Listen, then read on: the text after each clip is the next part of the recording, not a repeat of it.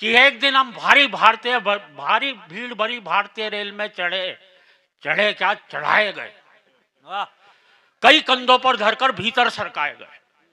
भीड़ का ये हाल था, मत पूछिए कमाल था।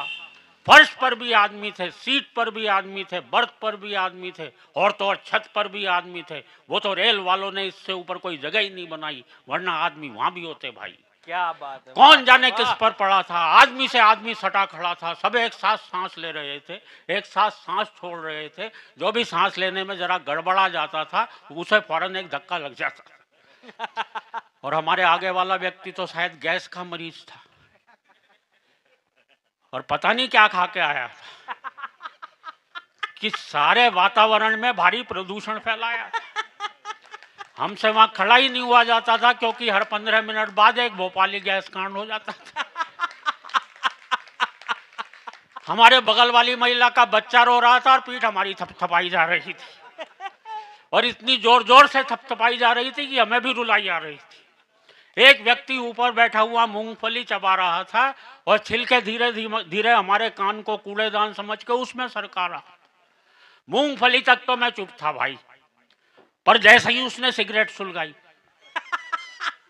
मैंने अपना सर वहां से फौरन हटा लिया भाई, कहीं एस्ट्रे समझ कहीं ना बुझा दे।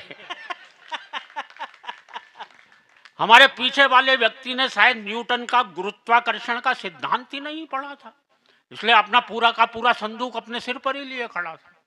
हमारे बगल वाले दूसरे व्यक्ति ने शायद न्यूटन को कुछ ज्यादा पढ़ रखा था, इसलिए आधा संदूक हमारे कंधे पर धर रखा। रेल में भीड़ इस कदर थी भाई कि हाथ को मुंह तक भी नहीं देता था दिखाई। मुझे तो तब बड़ी हंसी आई जब एक व्यक्ति ने अपनी बीड़ी मेरे मुंह में लगाई। पहले कस का धुआं मैंने उड़ाया, दूसरे कस का धुआं किसी और ने उड़ाया। उस व्यक्ति का जलता रहा बहुत जी, क्योंकि उसकी सारी की सारी बीड़ी औरों ने ही पी। एक भद्र महिला ने तो हद ही कर दी जब उसने अपने बच्चे की दूध की बोतल ही मेरे मुंह में धर दी। एक व्यक्ति ऊपर सामान रखने की जगह पर ही सो रहा था, राम जाने कैसे सपनों में खो रहा था। हर 2-4 मिनट बाद अपना हाथ नीचे गिरा देता था। देख भाई 50 का आया, ले लो भैया। कवि सम्मेलनों की परंपरा नहीं है ये, हम लोगों की पेमेंट पहले से तय होती है, हमें मिलती है। हाँ, और बहुत अच्छी तरह से मिलती है। लेकिन जब ये लोग तुल गए हैं इस बात पे,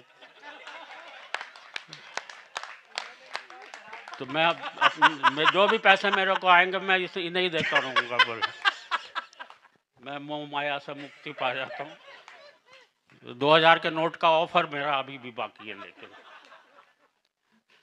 कहाँ था यार, मैं कविता बुलवा दी तूने 50 रुपए में। 100 रुपए मेरे से ले ले, मुझे कविता याद दिलवा दे।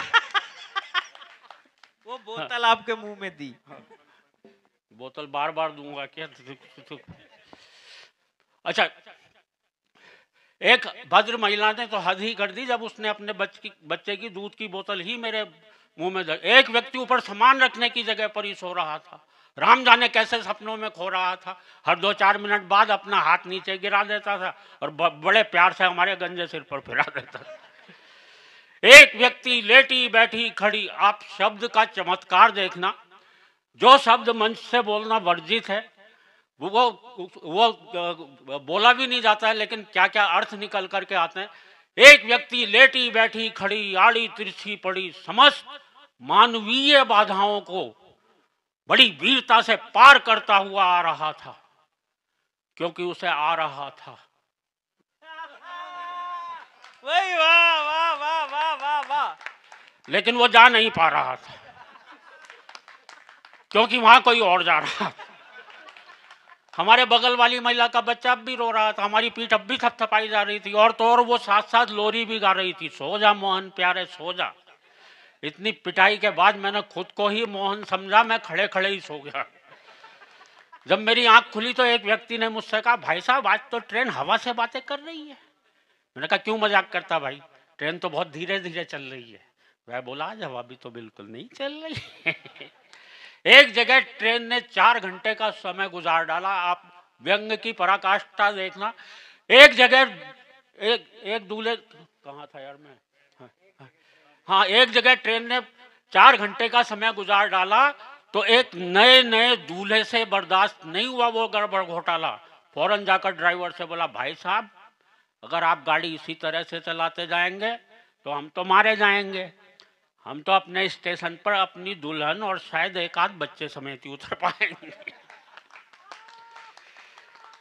एक व्यक्ति बोला, भाई साहब मेरे मामा के फूफा जी ने मुझे कल ही एक कंपनी में नौकरी दिलवाई है, वो परसों मुझे आगरे में ज्वाइन करवाएंगे। दूल्हा बीच में ही चिढ़कर बोला, वहां तो आप रिटायरमेंट के टाइम ही पहुंच पाएंगे। और उस ट्रेन के लेट होने की बात आपको क्या क्या बतलाएं, क्या क्या समझाएं। हम ऐसी ही एक ट्रेन से उतरकर सीधे आपके इस कार्यक्रम में आए हुए हैं और आप विश्वास मानिए हम दिनेश जी के पिछले साल वाले कार्यक्रम के बुलवाए हुए हैं। कविता समाप्त हो गई, तालियां बजा दीजिए। बहुत बहुत आभार, बहुत बहुत धन्यवाद। आप